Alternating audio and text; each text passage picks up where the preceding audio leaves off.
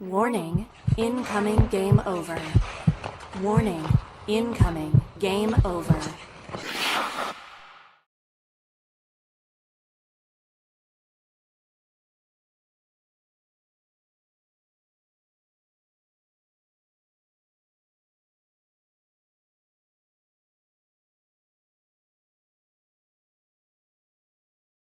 My bad. Hello, everybody. Sorry, I got really excited. That was a Cole Caufield ass celebration. What a game. What a game. What coming out of this, I'm just gonna say it. I was so scared the entire game. And the third period was just insane. The overtime, of course, just clenched, so clenched. How are we feeling, Jordan? How are you feeling? Elated. So elated right now. That was an insane game. Entire third period, you're off your seat. The overtime was like so awful. It was so hard to watch. Yeah. And then the Bruins just said, "Oh, let's just try to hold on to the puck for 4 minutes so that the players are on the ice for 4 minutes, and then we'll try to score instead of trying to actually score." And look what happens when you play dumbass hockey like that, Boston. You get wrecked by Nick Suzuki and Cole Caulfield. That's how it works. Let's go. Let's go, Montreal. A big win. We're Big still win. only 2 points ahead of Boston. That's scary. Oh, But we survive another day. We keep moving. Another huge couple of games coming up. But what a game. And Montreal, a really great bounce back after the weekend. much needed, much needed. Um, Today we're going to be talking a little bit just as a kind of outline, but of course, everybody who's in the chat, thank you so much for joining us. And you are also welcome to help guide this show. We are always down to talk about whatever you guys want to talk about. We will kind of look at the chat a little bit more in the third period, but of course, I'm constantly looking at the chat. I can't except when I need to for being muted, but other than that. So the first thing we're going to talk a little bit just about the game itself, the bounce back, the deep pairings and the lines that we saw today. The period two, we're going to talk about our big look at his big ass go moment in Cole Caufield, because you can't not talk about Cole Caufield today. And period three will just look forward to what we're looking forward to this week. And we'll go from there, right? This game, we talked. First of all, can I just say the Bruins are such divers. I don't remember them diving the way they do.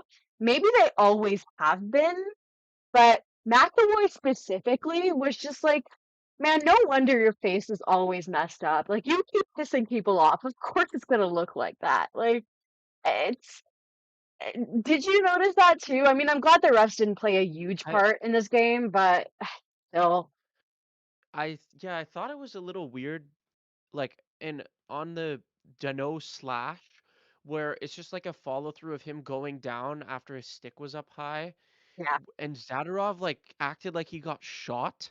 yeah, Like, genuinely, he falls on the ice and immediately removes his glove on a play that, like, isn't called a slash, like, 90% of the time in the league. I yeah, I was absolutely baffled on that one. I didn't really notice McAvoy, but I did notice, like, Texier in overtime was getting really mad at him, yeah, yeah, and, like, after the whistle, and I'm seeing, like, other people talk about it, so I must have just missed something there. yeah, But, like, it was just oh, man, it was very frustrating today watching this game unfold in terms of what we saw from the referee playing.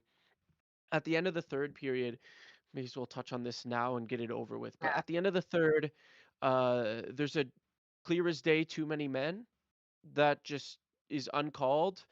You see this time and time again. It's late in the game, so they just don't feel like calling it, even though they stepped on and had six players on the ice. The puck's on the bench, and they touch the puck before the changing player comes off the ice. But that's okay, or at least they like got into the yeah. play and affected the play. Maybe didn't touch the puck, but just some dumb crap. I also thought Demidov got hooked, like, on that one chance he had late in the Hmm. game. Hmm. Looking back at it, I saw a slow-mo replay of it. It actually probably wasn't a hook. It would have been a weak call, so I'm okay with that one. But the freaking too many men is inexcusable. And Yeah, just the overall game today was really weird because Montreal took some dumb penalties too, like high sticks that Carrier just they falls got into to be both Luke better and his about close them that. up. And Yeah. that That was one was, such I actually crap. do, I have to say, I saw people really giving it to Carrie for that one, and I said that could be anybody. That could have Yeah. been Nick Suzuki, right? Like it literally could have been anybody. Um, so I'm, you know, 'cause we'll talk about it a little bit later in terms of deep pairings, but I thought Carrier had a very good game, which shocker, his partner was one he's played with before regularly for a while, who is also not. Anyways, we'll get into that later, but yeah, and Swayman is just such a fake tough guy. Like he's also one of those guys. He didn't do much this game in terms of like do his usual shenanigans, but I just need to mention that because I need to be a hater. So that's Oh, my yeah. God-given duties as a hater to mention that Swayman is a little rat. Oh, yeah. Also, Keck shows. I can't believe I didn't even say that. But so the play on the Yes. crease with how long was left in the game? Like no time, basically. A couple minutes. And Yeah. the play in the crease where Andrew Peak blocks a shot, his hands are out like this, and Yeah. or like he catches the puck and then he just jumps on it, and Yeah. he's in the crease. I would love to know the rule because I'm just sitting there so confused because like you feel like that's a penalty in your gut. You're like, he catches the puck in the crease and just jumps on it so no one can get to the puck. How is Yeah. that not a penalty? And then you see all the commentators saying, "Oh well, he didn't cover the puck with his hand, so it's okay. He didn't cover the puck with his hand, and Is so that that's the, not the yeah, penalty." I don't So understand. is that the rule? I would love to know. Like if anyone even in chat knows the exact rule, but that just seems really, really weird and stupid that you can just jump on the puck in the crease after catching it and like put it right under you and call it a day and like somehow that's acceptable. But if you cover your puck, you cover your hand on the puck for like half a second, it's like an automatic penalty shot. Really weird in that respect. It feels like it should be called, but because the rules are like not explicitly told to everyone, you have to like go look yourself in the rule book, and Yeah. even then it's still not black and white. It's really hard to know. Yeah. As Ramelli says, the refs would love to know the rules too. Yeah. Yeah. But like it's one of those things that like there's very few penalties that seem cut and dry. And fine, the covering the puck thing, who knows? I certainly don't. The refs should. I don't. But the one that like really bothers me is the too many men. Because there's like three penalties that should be cut and dry. One of them is there blood? You should get a four. It's a 4 minute. Which we should talk about that, by the way. In terms of that great kill.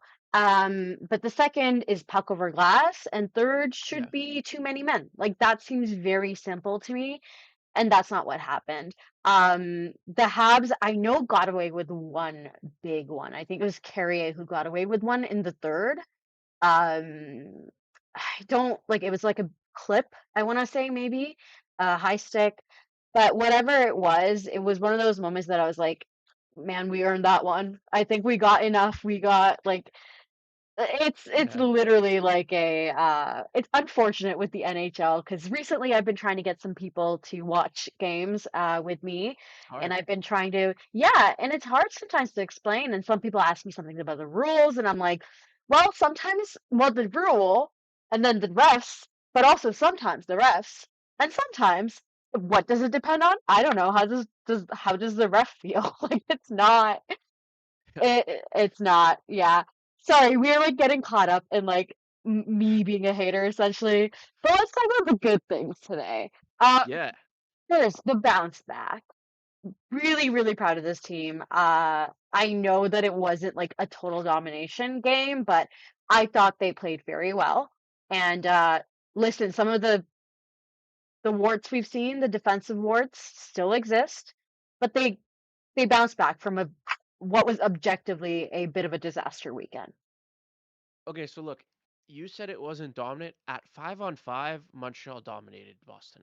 Yeah, I that's what you have to say. Like the dumb penalties put Boston back in this game for the most yeah, part, but Montreal, especially in the first 40 minutes, just killed them at 5-on-5. Uh, this is overall in the game, by the way. In the in the third period, it was Yeah. like closer to like 52-48 in terms of like scoring chances for Montreal. But Mhm. over the entire game, it's 55%, 32 scoring chances for Montreal, 19 for Boston. This is at 5-on-5. 21 high danger chances, 10 for Boston. Just a Yeah. huge, huge, huge game. And by the way, 64% high danger for Montreal, including all the power plays. So that's like at all situations, and 52% scoring chances for in total. So like Montreal, I'm a glad someone does huge the math game. here. I'm glad you did the Well, math. I look at one website called Natural Stat Trick, That's but true. someone does the math for us and we can look and talk about it. But just a incredible game. I think 3 out of Montreal's 4 lines were incredible tonight. Hmm. It was huge. Like they came out with pace today. They wanted this game and they said, let's forget about this stupid weekend. We know we played like shit, but let's come back. Oh, I don't know if I can swear, my bad. But let's Far enough into it come that you out can. You're fine. let's come out and make things happen and let's play hard. And every single line played hard. Even Newhook, Demidov, and Kapanen, who didn't have a great game, but the other 3 lines today were so good. And Slavkovsky up with Nick and Cole, that line looks like they're It's back again. magic. It It's was always so good. magic there. You listen, there's a reason why it's a it's a line that Marty went back to, right? I loved what Kirby was doing up there. Honestly, didn't really understand exactly why that was broken up as much as it could. I think had more to do with the second line than the first. But Yeah. it was I am so glad that it's back. That's my line. That's my boys. Obviously, you'd like to have more than one functioning top six line, but hey, it's hard to complain. Can we just talk a little bit about? I know we were going to talk about the deep pairings first, but let's.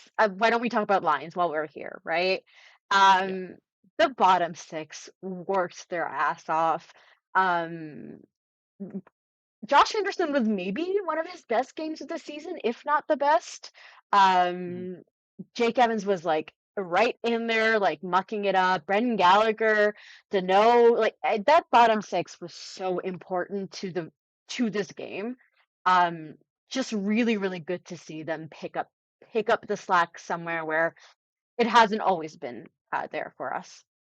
Yeah, that's what it feels like with this team. You have to identify certain strengths, or you don't have to, but you can see the strengths in certain teams, certain playoff teams. Hmm. And you need at least a few to be a playoff team, right? And the real Yeah, strength for Montreal, you see it like this whole year is okay, one of their strengths is their bottom six is really good. Because of the depth they've been able to pick up, because of Dano and Texier being added mid-season, they have a really strong bottom six. And when the bottom six is rolling like tonight, that's like having 2 second lines like playing out there. That's how good they really were today. Like there was no first, second, third, fourth line. It was all 4 lines today chugging, or maybe like one line a little weaker. But and done. man, I were don't they think they ever were like good? weak. Yeah, exactly. Yeah, and Josh Anderson, he has his vintage breakaway where he obviously doesn't score. I think like every time he gets a breakaway now, I actually like I'm ready for him not to score. I'd Like be more shocked. I'm Yeah. sitting there, I'm like, okay, it's not a goal, but good try, Anderson, and Time in the offensive zone, and that's what we'll take. yeah. But then he bounces back, right? Yeah. And he gets the tip in. They cycled. The fourth line was so good along the boards today. I think they only got hemmed in their own zone once in this game, maybe twice. But like in a rougher game, they'll have like 5 or 6 times where they get stuck. This Yeah. time it was 1 or 2, and they stuck Boston in their own zone like 5 or 6 times themselves. Yeah. Yeah, for sure. And it's good to see. It's always so fun when your first line is going, your second line is functional, and your third and fourth lines are. I'm also laughing at that. I'm pretty sure I'm laughing. Think of the I say North the thing. next. Thinking of there's a Josh Anderson breakaway son or Nick Suzuki shootout daughter. Oh man, that's tough. I have to Uh, go with Nick Suzuki shootout because at least he used to be good at them. Josh Anderson has never been good at breakaways. I think I might have to take Josh Anderson breakaway because of the fact that when it happens, it's usually versus the Leafs. I will take it. I'm not getting into the second one because the North it gives us another option, which is the Sam Montevo point shot save. I'm not getting into that one, but Oh, definitely not that one. Oh goodness. thank King of the thank North, you for that bringing in the heat. banger. We have a segment in this the law bag segment is because of King of the North. Brings Yeah. us with a great question. Ramelli went back in chat and found the rule for us. Let's read that. The rule where we're talking about Andrew Peak catching the puck in the crease and then placing it right down and jumping on it like he's a dog looking for a bone. But okay, so okay, a minor penalty for handling the puck will be assessed for a player, except the goalie, who commits any of the following infraction: closes their hands on the puck. Okay, that's not what we want. Deliberately falls on or gathers the puck into their body while standing or laying on the ice. A penalty shot will be awarded to the non offending team for violations of 3 and 4, which is part of the copy paste, when the infraction occurs inside the offending team's goal crease. That Penalty see seems rule pretty. penalty shots. Hmm. Does that sound like an exact description of exactly what happened on that play? I think so. I, I would guess. I would say so. It was like I kept seeing the play-by-play guys going, well, he didn't close his hand around it for long or whatever they were saying, and I was like, dog, I'm pretty sure that's not the rule. Like Yeah, and and we see it here from insane. Morelli, which thank you so much, Morelli, for looking that up. We really appreciate that. It was going to take me some time to dig into that, so I'm glad Yeah. I didn't. So as per always, by the way, really, really happy to have our lovely viewers and people who are friends, really. Just want to do a quick reminder to please like and subscribe. If you haven't liked the stream yet, we'd really appreciate that. If you haven't subscribed, we'd really appreciate that. Yeah, we are slaves to the algorithm, so of course, any amount of love you can send us that way, and you can support us by following us on social media and boosting our links to our streams and stuff like that. And all the Game Over channels, Twitter account and Blue Sky account, I believe, are in the description. So everything's there. Um, so we want to talk about one more thing in this period before we move on to the second one. The D pairings. Yeah. Big fan. Really enjoyed what I saw today. I know you took a look at some of the numbers. I loved what I saw. I really, really Yeah, liked what I saw. Yeah. they were good. And the one thing that's been like a big problem for a while, it's kind of funny that since Gouli came back, Jacki and Struble have both been playing worse. Yeah. And before then, like I don't think like Montreal wasn't like changing their D pairs every game and that stuff. But it also made Carrier go in the top four, and right, and that's Montreal was just able to know, okay, these are our two pairs, uh, like a mix of Matheson, Carrier, Dobson, and Hudson. These are our two pairs. We roll with these whenever times get tough. That's who we need, right? And now with Carrier on the bottom pair, who you still want to try to use in the third just to give your top guys less minutes, but with a pairing that's switching every day and with Struble and Jacki not playing well, it's been really tough. And that's been a big part of, in my opinion, a big part of some of the struggles we've seen is just Montreal having a lot of uncertainty on the back end with their D pairs. So today, they throw down Caden Gooley with Alex Carrier, and what do you know? That pairing looks really good. Incredible. Gooley not playing his off right side. I think he is much better on the left side. He I he think he's he just capable, but it's just yeah not as good as it can be. yeah It's not a good use of your assets when you put him on the right, I think.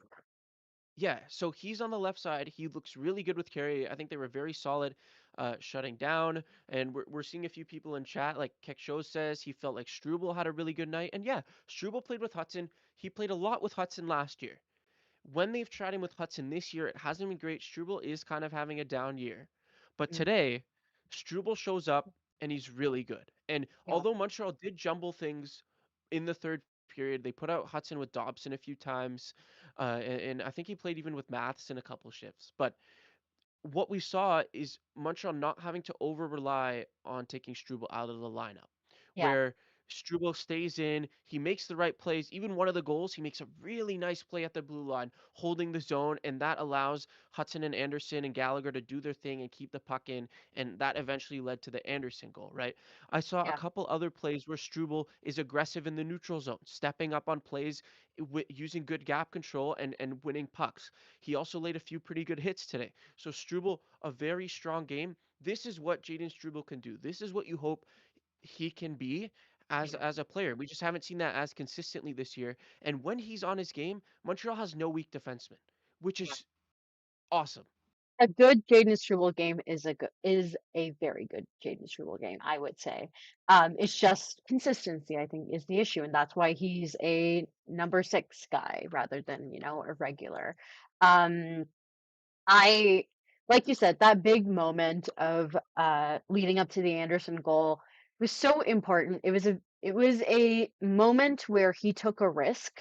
And I think it was a well calculated risk. In the past, we've seen him take risks and it hasn't always worked out. I really, really liked what I saw out of that pairing. I can't quite as easily find the numbers for all situations, but 5-on-5, I am looking here and I'm seeing that that pairing played 10 minutes and 14 seconds. Goulet Carrier played 13 minutes and 31 seconds, and Matheson and Dobson played um, 15 minutes and 4 seconds. And I'm not shocked because we saw this pairing do very, very well together. Goulet and Carrier do have significantly, I would say significantly the better numbers there, 5-on-5 at least. But all those pairings look good. I really like those pairings. It's we can talk a little bit, or anybody can talk a little bit about the long-term implications of those pairings. I don't want to because it's a good game and Yeah. I don't want to get into it. But as of right now, I'm really liking them. And if I'm Marty, I'm not changing that up going into Yeah. um going Into into Thursday. next game. Yeah, yeah, Thursday. Yeah, I would definitely keep these pairings as well right now. I don't even know if it's worth like trying to put Jack Eye back in the lineup when this is like the best game you've seen from a full completeness out of your defenseman. Uh, I also think like or not also think, but I Struble played 13:36. Just back to him quickly. That we're routinely seeing Jack Eye and Struble playing 10 minutes or less a game. So if he gives you a good 13:30, perfect, right? Yeah. That's you absolutely love that. And yeah, keep the D pairings as is. I think someone in the comments said I didn't think the second goal was his fault. Oh, MUFC says that. I agree. I think the second goal was it Kapanen? I think it was Kapanen's fault. Who it was him and Hudson, who are in defending the rush on 3-on-3, and Kapanen's the one who's closest to Zaka, ends up going to the net. But because the other defender Hudson didn't close out on the other defender right away, Kapanen stood in no man's land. And maybe it was a bit of both of their faults. But I did think Kapanen had to follow Zaka there, and he just like blew his assignment, and it allowed that free goal to go in. I think that was definitely a moment where their general warts did it just came out, right? Like, also, which soccer goal are you talking about? Sorry. The There were second two. one, The the second one. tap in, not this dumb rebound that was lucky as hell. Yeah, The tap in. I figured, Yeah. just wanted to be. I figured because in my head I could remember both of the goals, but I couldn't remember which one was the first one and which was the second one. Yeah, yeah. And that second one could have really been a backbreaker with how mentally fragile this team technically should be right now. I think Mhm. they're a lot more confident in themselves than we are in them, which good for them. They should be. They can't afford to live and die game by game the way we do. Yeah, So for I sure. appreciate that. And I saw, I think we'll probably move on to the second period. But before we do, before I forget, I did want to just bring up, I saw a quote from Marty just kind of, and this is it's a separate conversation. This is just literally about nothing that has well, it does. So he said, sorry, you saw me process out loud. he said something about, "Oh, I like the group we have back there with his defense." And I saw some people go, "Oh my God," like freak out over it. And I'm like, guys, you got to learn how to interpret what coaches are saying. He's not going to go out there and say, "Yeah, my defensemen look like ass and I'm really mad at them." Like he's not going to say that. Yeah, So you gotta read between the lines. And also I think what he meant was he likes the group he has back there. And I don't hmm blame him. On paper, that is a good group. Especially, totally. without necessarily having that six the five are a good group, right? The six even, if both of those players can get it somewhat together. So yeah. Uh the King of the Totally. North says Twitter house fans are chicken little posting, no way. Yeah. Like totally, you need to like with a lot of the what we've seen from Marty is you praise publicly but you criticize privately. And I think that's the right approach. You're never ever 100%. going to see Marty drag his players on the media unless it's unless it's break class in case of emergency. This is like horrible. That's the only way you're really going to see Marty really dog his guys in front of the media, and it hasn't even been close to that, right? The results have still been good despite a really bad weekend. The Yeah. results overall have been good. Just one final thing to touch on too. You mentioned, oh, long term, this might not be the best situation. Well, Montreal has two defensemen in Laval who I think who are NHL players. Like I think Engstrom, I honestly think he's better than Struble and Xhekaj. I'm gonna be honest. I think he had a really good My call up understanding. for us My understanding earlier of the in the player. Yeah. season. Yeah, I agree. Yeah, and like just based on his play earlier in the season, I think he's really good and he can play. And then obviously David Reinbacher, who, from what I've heard and seen, is playing the best hockey of his career right now. Mm. And I think the reason why Engstrom is down is because he was able to go on not go on waivers, because one of Jack Irish Trouba would have got claimed if they sent them for Oh, sure. they 100% Uh, would have. Yeah. Yeah. and also Engstrom's hurt right now, so they can't call him up like as an emergency call up to try to stabilize things. He is skating, from Mm. what I know, he is skating, but he is not fully back and healthy. Yeah. And yeah, that's our thing on defense. Really good pairings today. Hopefully they'll keep them, and we'll see if Struble can get things going. We've seen this a lot where he plays a couple good games and then just regresses. So Yeah. we need him to hold on, help us make the playoffs, and if he keeps playing like this, he should stay in the lineup. Yeah. Yeah. Just really quickly, if we're gonna just really quickly, I don't want to get too far into it, but I think the fear there that I was when I was talking about the long-term implications is a lot of these defensemen are top four defensemen that we might have to shove into our bottom pairing. So that's kind of what I'm talking about. I do think both Engstrom and Reinbacher, from my understanding, from I haven't watched a lot of Reinbacher, but I've watched more Engstrom just because he's played more in the NHL. Both of those seem like guys who should be playing the top four. Yeah. But yeah, anyways, we will move on to our second period where we will have our look at his big ass go moment and talk about the man of the hour, Cole Caufield. But before we do, I am going to send us over to our lovely sponsors at Inchu Bichu, and I'll catch you guys on the other side. Famous chateau at 4000 Rue Saint Ambroise lies one of Montreal's coolest secrets, a glamorous Gothic jewelry store owned and run by women.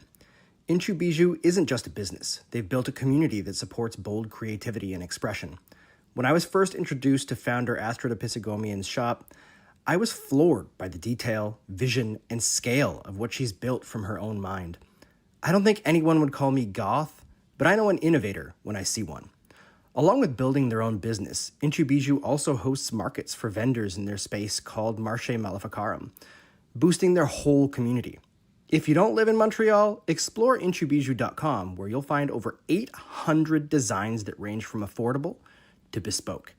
Check out Inchu Bijou right now, a Game Over partner from the beginning. Well, hello.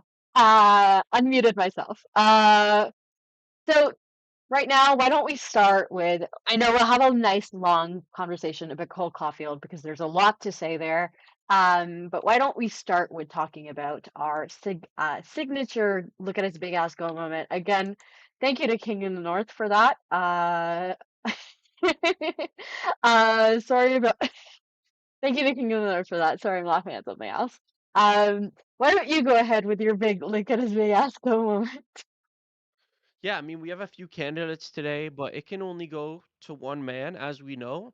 And today it's going to go to Josh Anderson, who had himself a game. I think his overall game is look at his big ass goal moment, but obviously it's got to be his goal. He has an extremely good offensive zone possession time along the walls in the offensive zone with the fourth line, then parks himself in front, gets incredible body positioning in front on his defenseman, and tips one home to get Montreal tied up. A huge, huge Huge goal goal. from Josh Anderson. We really needed it, and there it was. Absolutely. Great game by Josh Anderson in general, but we do have that look at his big ass go moment. But I am going to I that was also going to be mine, but for the sake of variety, I'm going to give it to perhaps Nick Suzuki for that first goal because that is his metaphorical captain look at his big ass go moment. I think because there happened so much in that game, we kind of forgot. But that was a sick, sick backhand. Holy shit, what a goal.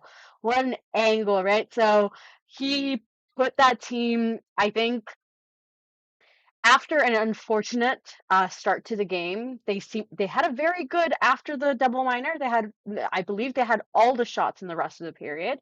Boston Yeah. didn't get even one shot. So they had a very good ending to that first period.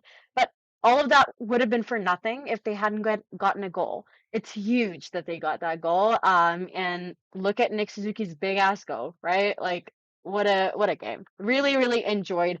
I know it was a little overshadowed by everything else, but I thought Nick Suzuki had a very good game, and it's nice when Yeah. Nick Suzuki has good games because he's an Yeah. important guy to have good games. He definitely did. And Trinka says Lane Hudson for diving save on the 2-on-1 in overtime, and then we scored, and he was on for like 2 minutes right before. Yeah. Yeah, that was also a contender for sure. A huge, huge play by Lane Hudson, who I thought he was cooked.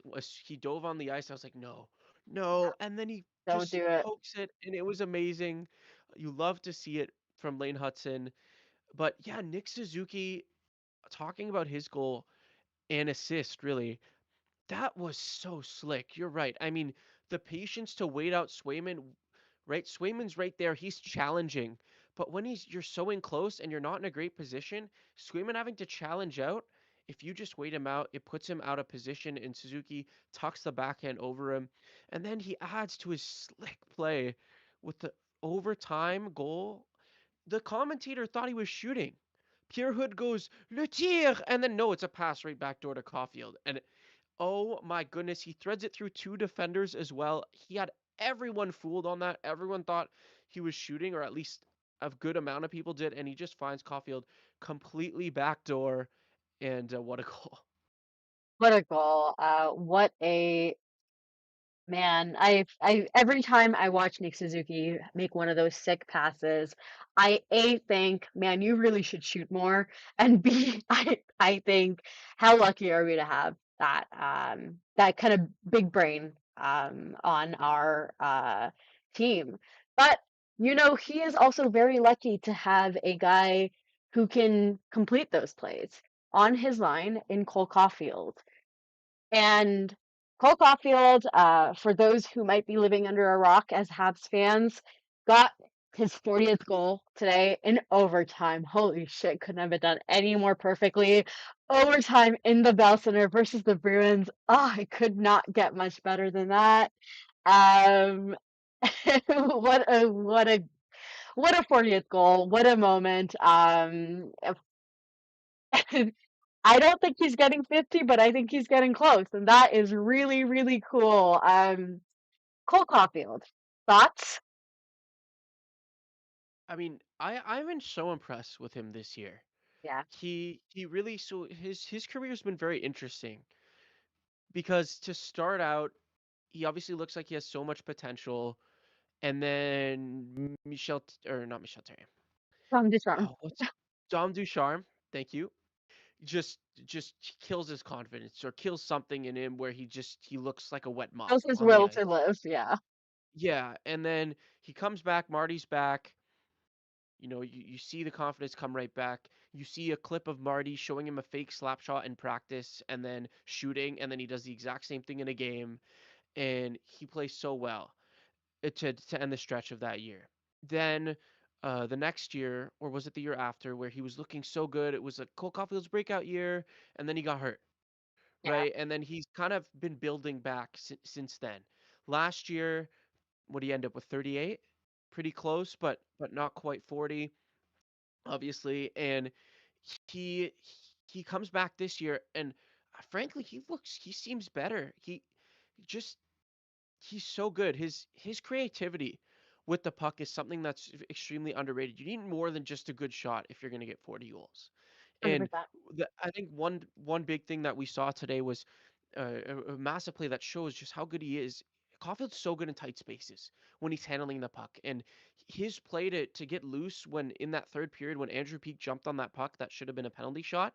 He's the one that was tight in on three defenders or two defenders are close in on him, and he just somehow gets loose and then drives it to the other side of the goal and created that chance. And he has just been so good. He gets in the right places. Obviously, he's with a great linemate in Suzuki, which helps him.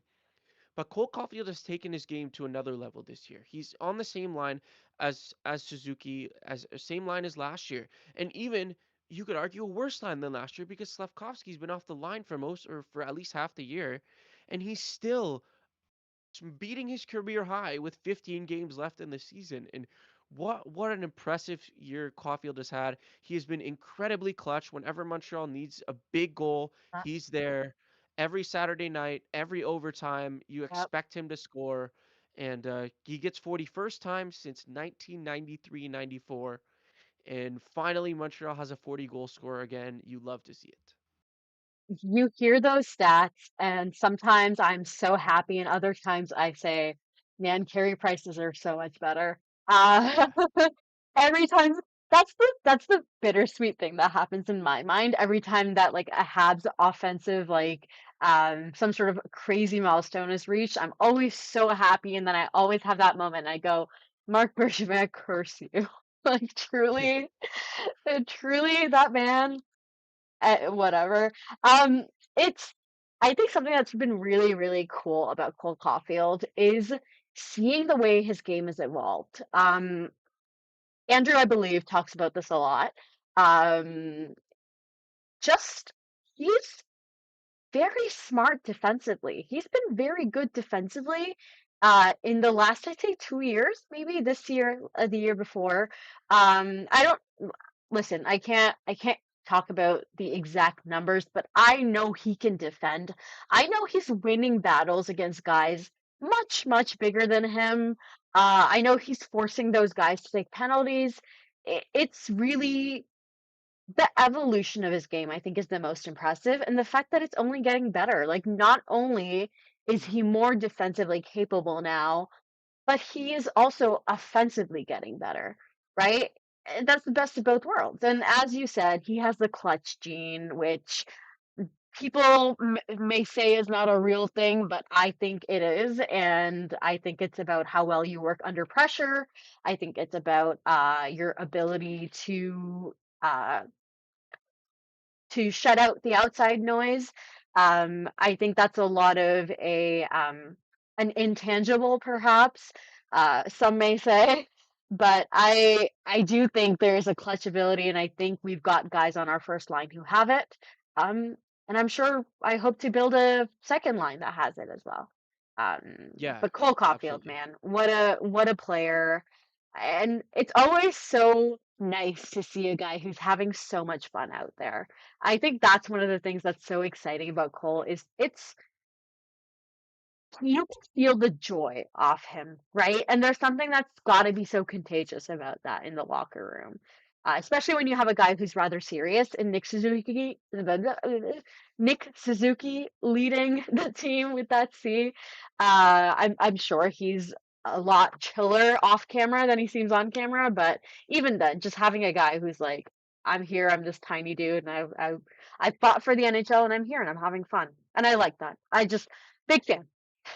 Yeah, every time there's a goal on the ice and Cole is there, he has the brightest smile by a mile. And And even the goal every time scorer, even more than the yeah, goal scorer. like every time I'm watching, I'm like, "Oh, this guy is so happy." And like it warms your heart. It really does to see someone love hockey that much, to love playing for this team that much, and to be so good too is amazing. Like Montreal didn't have anyone as good as Cole Caufield for 30 years. For 30 years, guys. And he's so happy. I feel like honestly, like someone's gonna score a hat trick, their first career hat trick, Cole's gonna be happier than them. Like it's gonna Absolutely. happen, you'll see it. And I think you touched on things that I didn't touch on that actually is really good, Kay, is that Cole Caulfield, there are a few other elements to his game that make him so good, right? He's obviously very small, 5'8" or 5'7". Never heard about Not that. easy. Nobody's Not, talking about that. yeah, and one thing with small players is they always talk about how small you are, but who cares at this point? Cole Caulfield has become an average player in terms of puck battles. He's smaller, he's 3 inches, 4 inches smaller than every single person he's fighting against, and he's an average puck battler. Mhm. That means he doesn't get beat all the time. He can win puck battles. He has smart positioning. I think he's learned a lot of positioning on puck battles from Nick Suzuki, who's incredible at it, by the way. And I think he's average in that respect. And you talking about his play defensively, I think off the rush in particular, as that first line forechecks, especially when Slavkovsky's on the ice, I've noticed, because Slav is always one of the first two guys to try to drive in deep and win the puck on the forecheck. So as the third man high, Caulfield I think is really effective in the neutral zone at using his speed to try to catch up to either the player with the puck or just catch up as the third man and take away lanes. And I think he's been pretty good at that. I noticed that a few times in particular today. I think maybe in our own zone, obviously still not the best player in terms of like, fishing the puck out of the corner and that kind of stuff. But Just some he things he's has not going to be able to do. yeah, yeah, exactly. Like he's been working on it. His play off the rush as a forward who has to defend pretty solid has gotten a lot better. He's good in puck battles and he's obviously elite shot, elite hands, very good hockey IQ, and clutchest player we've ever seen. Yeah, I think that's also another moment where you really see uh, a team and a line making each other better. We've seen them do this. Obviously, Nick and Cole together have done it with Slav. And Slav has obviously done it, has done a lot for that line as well. Keep in mind, we had like 2 seasons where we were trying Josh Anderson on that line again and again and again Oh and man, again. Do you remember the Josh Anderson first line era? Man, that was not very fun. that was not Or very Raphael fun. Harvey Pinard. Oh, Do you brother. uh, Oh, yeah, brother. we've changed a lot since then. Yeah, and Slav on his draft day was like, "Yeah, I know those guys need a line mate. I'm coming." And guess what? Guess what? He was right. You love to see that. I think Nick, like you said, his defensive positioning, his boards battles have taught Cole quite a lot, and that's the beautiful thing about friendship and love and joy and team. Well, Rem Pitlick too. Oh my goodness, yes, Oh King no, North. Rem Pitlick. By the way, both these guys, Harvey Pinard and Rem Pitlick, aren't even NHLers anymore. By the way, and they were playing on the first line with these two. And so the fact that these two have had to grow together and then now finally they're moving into their primes and Montreal has so much talent be able to pair with them, whether it is Slavkovsky, whether it is another move that we might see in the future with, Slavkovsky going down with Demidov, there's a lot of options, but they'll have a really good option at least. yeah, and it's always good to see. Listen, they were able to put Texier up there for a little bit, and it worked because the duo are so good together. Yeah. Um, so we'll talk a little bit. We're moving into our third period. We'll talk a little bit looking forward. I do also, and I remember we totally forgot to talk about this. Uh, just maybe touch on the Kirby Doc injury a little bit, not to bring the mood down, Yeah. but that is something that is going to be important looking forward. So we will get into our third period. But before we do, I do want to give our sponsors, the Saint Motel, their time to shine, and ball pit time, guys. See you on the other side. Shop. Head next door and discover Montreal's most unique selfie studio. Whether you're looking to take some banger pics of your Halloween costume or cosplay, or you want to make some memories with friends, the Saint Motel has you covered. Experience their bombastic decors that are always changing, hop in the ball pit, and take advantage of their extensive and flexible on-site lighting. Head to lesaintmotel.com to book your time in the studio, book private time where you and your friends will be the only ones allowed in, or book the space for an event. The dedicated, caring staff will make sure that you have a good time. I do have one warning for you before you book. If you have kids, they won't want to leave. Whether you're at Le Saint Motel or in Chubiju, tell them Game Over sent you.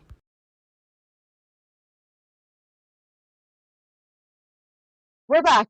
It took me a few extra seconds because I was getting caught up in this on the chat and laughing a lot. I'm still laughing about Nick Suzuki shootout son or whatever it was. Thank you to King of the North again for that. So we'll talk a little bit just um going forward. This coming week is an important week.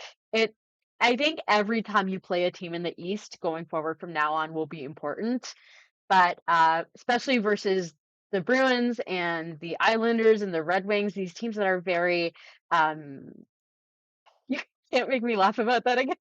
Seeing it every single time, King of the North. Um, Taylor keeps asking Josh Anderson breakaway son or Nick Suzuki shootout daughter, and we can't keep laughing about.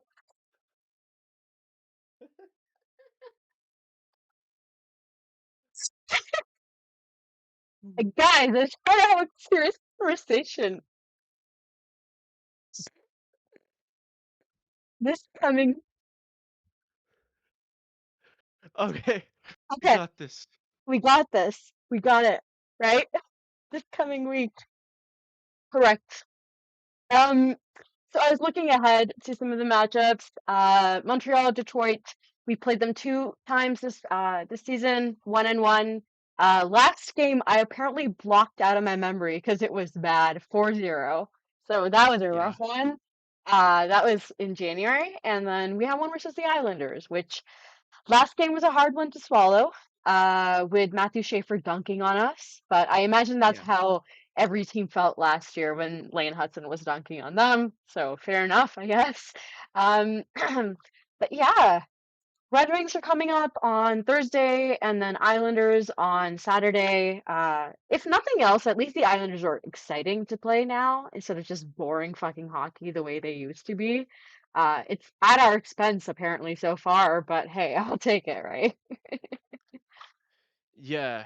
Uh, in Montreal. So right now, this puts us 2 points ahead of the Bruins this win, and we're also 2 points ahead of Detroit. We have one game in hand rather on both of them. Hmm. So a win against Detroit is, you cannot understate how massive a win against Detroit would be. And yeah, we got shut out by them last time. I don't remember that game too much, but we need to come back. We need to come out hard. And this is another huge game. Huh. If this was the biggest game of the season we've had so far, Detroit's is just as big. So Yeah. another one, Islanders. You want to win that. I can stomach losing to the Islanders if we just beat Detroit in regulation. That would be really nice. Needs to be Obviously, in we want to regulation take though. both. It needs to be in Yeah, regulation. I'd like to see yeah. this team win in regulation, please. We can't give them a freaking point. And No.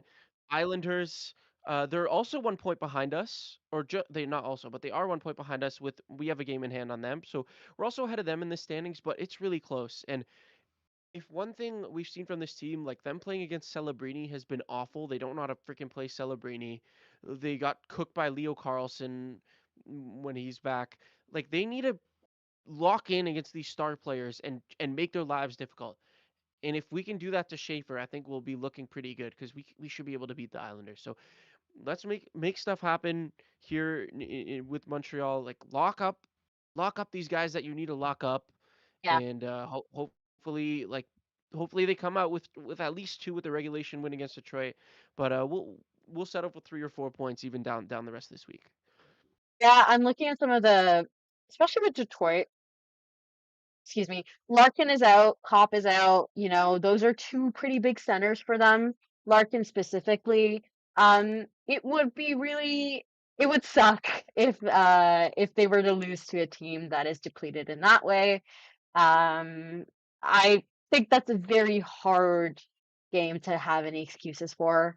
I think it's going to be Yeah. very hard having excuses going forward, just because of the fact that the Atlantic is just so tight. Um, but especially that one. I would really, really like to see that be a win. Smell the blood in the water in Little Caesars Arena, the water in Little Caesars Arena, and pounce, right? Like they really need to find that.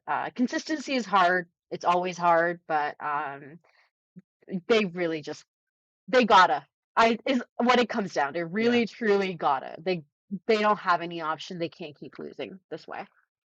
Yeah, they got to win that one. And King of the or not King of the Romelli says Dobish against Detroit, right? Yeah. I and then you can throw in Fowler on Saturday. I'm okay with that. I thought Yeah. Dobish looked pretty rough in his game on the weekend. Did he play Anaheim? But I would say, yeah, Dobesh, but he looked really good today. So I think you can afford to put him back in against Detroit. This is the goalie Montreal keeps winning with. He has an Yeah. insane record, even though his save percentage isn't the best. But yeah, throw him to Thursday, and then I think you give him the night off on Saturday and throw in Fowler. I agree with that.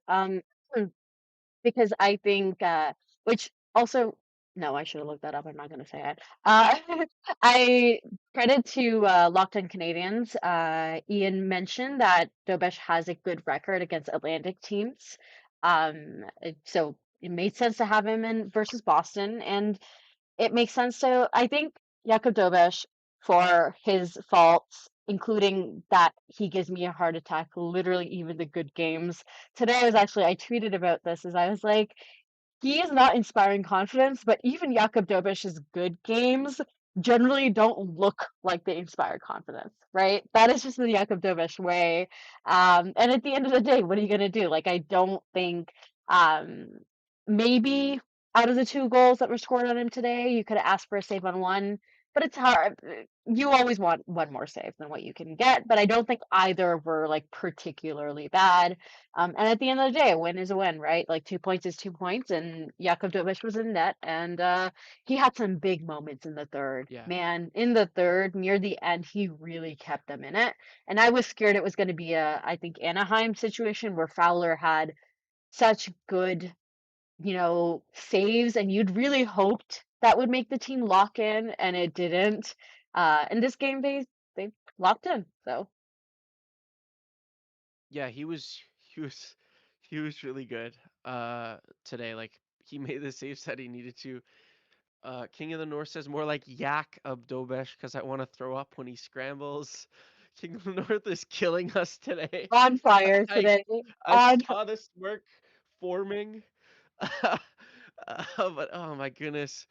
But yeah, it'll be good to start him. And he made a huge save towards the end of the game. We left a guy wide open in the slot, How good? and he saved the one timer. He pops out the blocker. Huge. He does make a lot of timely saves, and you got to give that to Dobesh, who you throw in again. You throw in against Detroit, and then I do think Saturday you give him the day off. You can't ride him into the ground here, and Fowler has been really good. He I darn really does. think Fowler's been so good. So Yeah. him, and then let's look over to next week as well, because it doesn't get any easier. Kay, we play Oh, but Carolina on Tuesday, and then Columbus on Thursday. Who, if I will remind you, Columbus is absolutely storming back right now, and they're actually 3 points behind us and 1 point behind Detroit and Boston with a game in hand on them. why is the Atlantic like this? Why is the Atlantic like this? It truly feels like a team will just be like absolute ass for a little bit, fall out, and then it's not even. I don't even want to say that the Atlantic is that good. I think it's that tight, is what it is. Um, Actually, you know what? It is that good. It's just that every single team is a similar level of good. Um, Yes, yes. you'd think that the Leafs falling on their ass and completely falling out of it would make this easier, and it hasn't. All it's done is given one more scrappy team just the chance to step in. I was reflecting on this yesterday. I was like, I can't believe the Habs played until that last game for their lives last season. Yeah. That Carolina game, I should not have been that clenched at game 82. Like, that is not a way to live my life. That is not how I want to live my life. Habs, please don't do that to me again. Oh, we're having at least 5 more games like this to end the season. So Yeah. it's We're gonna playing be Columbus crazy. a second time too later. Oh, Uh great, yeah, great. in April. Thanks. Thank And you. Carolina a second time, by the way, at the end of the month. Well, this is a pretty tough schedule, guys. We play Tampa twice. We get the Islanders twice. We Ooh, get the Hurricanes twice. And then we do Devils. have a couple easier ones, but we got some pretty good teams left on the schedule. Montreal should still be making the playoffs here. We've seen a bit of to quote someone in chat, chicken littling, Yeah. where everyone thinks the sky is falling because we haven't had the best stretch here. But a really good game today against Boston, and we're still in a spot where two teams, three teams even would have to jump us to come up, and it's all starts Thursday against Detroit. Let's get locked in, and I think the guys are going to be locked in on Thursday as well. Absolutely. Um, we're going to talk a little bit about just the Kirby Doc injury. If you guys have any questions, be sure to drop that in the chat. We're because finish this bit, and then if you guys don't have anything, then we will log off for the night. But we're happy to talk as long as you guys want to talk. But yeah, Kirby Doc. Today the news came out that he is going to be out. I believe it's for 2 to 4 weeks. Is Yeah. the range. Um, Man, you first and foremost, before anything else, I gotta say I feel for the guy. I really, really feel for the guy. It feels like if he like the luck has been terrible. At this point, I'm just like, man, I hope when you're like 70, you can walk and be comfortable in your life. Like it just seems like this is a guy who's had some terrible, terrible luck. So I first of all want to just say I really am wishing Kirby Doc the best, no matter just even outside of hockey, that you never want to see a guy that happen to a guy, especially one who has so much potential. Oh, yeah. It's tough. It really it's really tough to see because he has really bounced back from all these injuries every time, and he plays so well. He was so good. I I I I couldn't believe how well he was playing right now because he keeps coming back. Like he's had like 8 injuries and another one here. We don't even know what it is this time. At least it doesn't have to do with his pre-injured legs that Hmm. were happening. But it was an awkward hit in the Anaheim game from Veal. I don't even know what he could have hurt. Maybe his like head or neck or something. But it It's a just little seems like arm-ish, but yeah, who knows at this it, point? it seems like every time there's something that's like a bit awkward or like a very awkward, which will happen when you play 82 games in a season. It's just another injury, right? Like Yeah, the torn ACL that we saw 2 years ago now, where he's just hit along the bench. It looked relatively routine, right? And then no, it turns out he tore his ACL, yeah, or like a hit like that. It's just an awkward hit. Oh, he's done. Like it is really really sucky, and yeah, and another injury down the stretch this year means you really have to question the future with him. Like he's not someone that Montreal can seemingly rely on yeah, anymore. And yeah. that's very, very unfortunate because him being like a part of this team with the depth that they have coming up in terms of their prospects would mean that he would play on the third line. And if he isn't an incredible third line player, I don't Like, know what is because he has been that good since coming back. And it really sucks. And maybe Montreal's just he's content in staying in Montreal, and if Montreal wants to keep him, you keep him and say, look, we want to keep you, but these injuries we can't it's just can't be something we pay you a lot for and stay with you long term. But when you're healthy, we love you in the lineup. We want you to come in and contribute. And maybe that's something that Kent Hughes will have a talk with Kirby Doc. And I think, at least me personally, that's how I would handle it moving on, where you can't give him like a big cap hit. You can't give Yeah. him a big long term deal. But if he can play, he's someone who you love having in as like a bottom or as a third liner, or even a player that can come into the top six in a pinch. Yeah, he's like Josh Anderson, but better, in a way, I think. He has that ability to rile guys up, just the big body. When he's playing well, he is so good. It's just when he is playing, dot, dot, dot, dot, dot, right? And that is really, really unfortunate. Ramelli is saying here that I think they might give him 1 year cheap contract to give him a last chance. I think that might be the way that they go, especially as they Yeah. tide themselves over for some of the prospects coming up. Keith Norris says the more I see out of Frank Nazar, the more I get upset, sadly. And I agree. But we've also heard reports that that would not necessarily have been the Habs pick there. Yeah. Um, but even if it was, think I think it was a good move. Even in retrospect, even knowing everything we know, it was a good risk to take. Because Kirby Doc, we've seen when he is good, is a legitimate top line player. It's just at that point his injury history hadn't been as long, hadn't been that consistently bad, I guess. I know he was injured coming in, but it didn't seem like it happened as much as it's happened, because that's what happens when time passes, you get more results. Yes. So I think ultimately it was a good risk that they took. It's just unfortunately that didn't work out. It's like the risk they took on Slav, where this seems to be working out, and it just as well couldn't have. It just seems like Mhm. bad luck.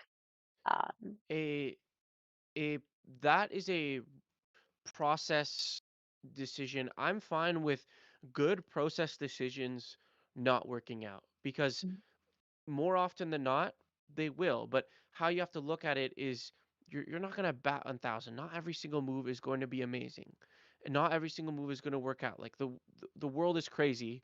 There's luck.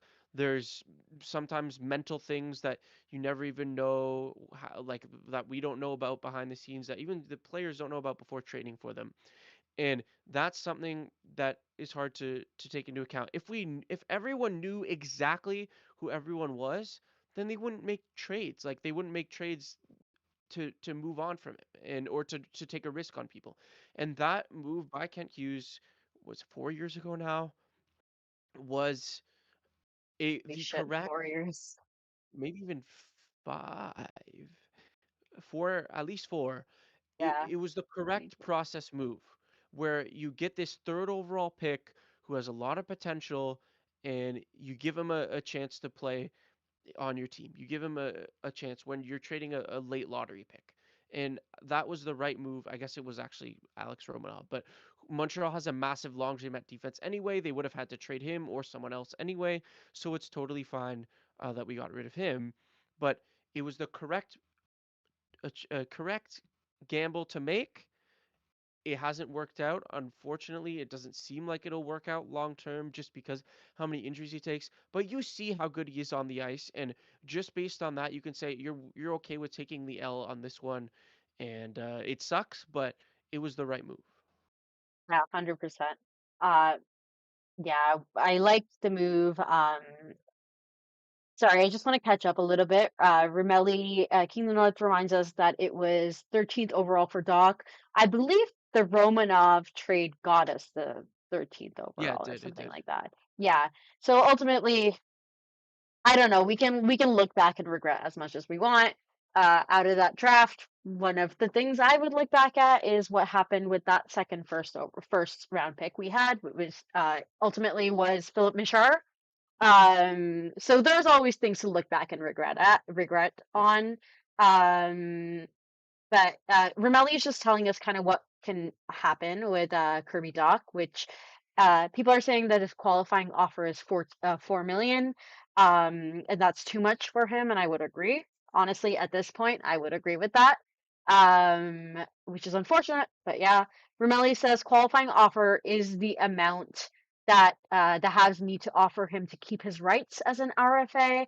We can offer him 2 million for 1 year, and if Doc accepts that, it's it. But we lose his rights. So yeah, I mean, I can't decide what they should do with that, but Mhm. that's frankly that seems like more of a possibility. And also Kingdom North is saying I'm hanging on to my Mishar stocks. So am I, baby. I'm dying on that hill in terms of I hope that I'm I'm fond of that guy. I'm fond of that little dude. I'm just fond of any guy who looks a little bit like an elf. It reminds me of of Arturi Lehkonen, and I miss Arturi Lehkonen on this team. So therefore, any man who looks slightly like a mischievous elf is one that I can cheer for. So that's my reasoning behind Philip Mishar. Yeah. Well, with Mishar, I think he could be an NHLer, but I don't think at this point he'll ever be an impact Yeah. player. At least it seems very unlikely. But what I saw from him in the preseason and just hearing that like he's tried to adapt his game a lot, I've been very impressed with that. Mhm. And I hope he can become a decent player. Back to the Doc qualifying offer, 4 mil, yeah, maybe a little bit too much for him. But I think we're forgetting like if Montreal, the free agency class seems extremely weak. It Mhm. doesn't seem likely that Montreal's going to go or after a big free agent, just based on that. And the cap has been going up like crazy. So 4 mil is really like what 3 mil was like a few years ago. Mhm. Like it's not that much. Also, we're getting rid of the Line A contract, so that's like an extra 8.5 mil we have off the books. So if it's a qualifying offer of like 4 mil for 1 year, just to take the risk and like that makes sure we don't lose him for nothing, if it's a 1 year 4 mil, like that's fine.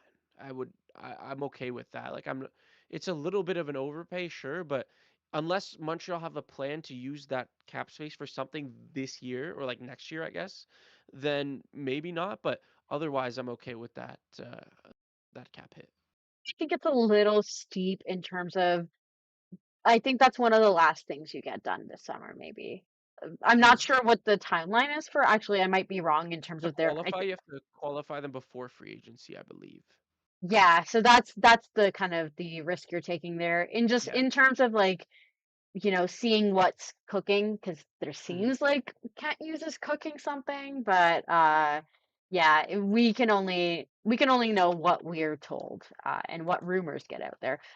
So Jordan, have you seen any questions in the chat? I haven't seen anything, but I might have missed something. Um, Oh, Ramelli says, don't forget the Hudson contract eats up the cap from Line A's expiring. You're yeah, totally right. Ramelli, you're totally right. Because is this his third year of his ELC then? yes, I believe. No. I Oh, it believe he is. Okay. burned because of that He first burned it. year, the contract. Yeah, You're right. Okay, well then that settles that. We might need that cap space. So turns out we try to might figure it need out. But it's it. getting late. I'm sure everyone needs to get off to bed soon and we don't have too many questions. So I think we're good to wrap it up here. But this was a really fun one. Was Huge win for Montreal. very important. Thursday, Andrew should be back. I should be back on Thursday. We'll talk after the Detroit game. But thank you to everyone in the chat. Thank you guys so much for liking the video. Thank you guys so much for subscribing. Thank you so much for telling other people who are Habs fans about our streams. We really, really appreciate, and we appreciate that we can build up this community with you guys and have fun and talk hockey. Absolutely. Thank you so much for stopping by. Also, I won't be seeing you guys the rest of the week because it is probably Eid. I mean, it is Eid sometime soon. The lunar calendar really messes us up, so God knows what. But yeah, if anybody here celebrates, then happy Eid, early Eid. And I will be celebrating, so that's why I won't be around. But yeah, I love you guys a lot. Thank you so much for stopping by. I'm so glad to get to react to a win. It would have really sucked to have my only show of the week be a loss. So thank you to the Montreal Canadiens. Thank you to Cole Caufield, man. And being a Habs fan is stressful, but really, really, really love this team. They hurt my feelings and they suck sometimes, but I love them a lot. So I'm signing off for the night. And yeah, go Habs, go. Love you guys very much.